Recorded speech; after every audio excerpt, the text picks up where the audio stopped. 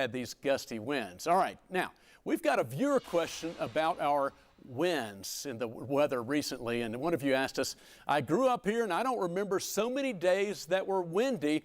What's the deal? You know, and so I hinted at that a moment ago, but to help us break down what we've been seeing recently, Tevian Whitehurst is going to explain in much more detail why we've been having so many windy days. Take it away, Tevian.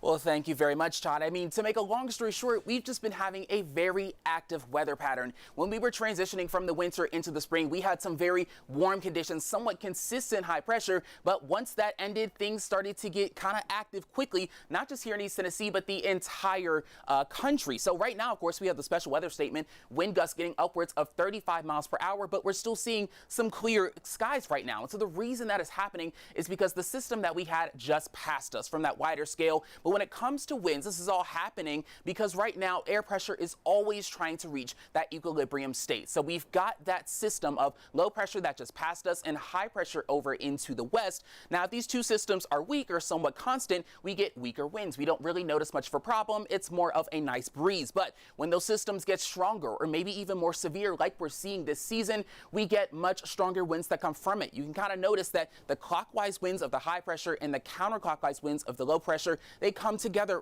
right in the middle and send those winds surging towards the region. So of course that leads to the active weather pattern we've had recently with that system bringing lots of rain and snow for the entire area. But when you run things back and think about what we saw over this past weekend, we had a cold front that passed. Cold fronts are associated with stronger winds, with two low pressure systems that moved on through, and now we're still in that in-between space between high pressure still trying to push its way in, and that strong pressure gradient is causing those gustier winds. So we could continue to see this as we get through the season, but for now, going to send things back to you ladies over there at the BAM.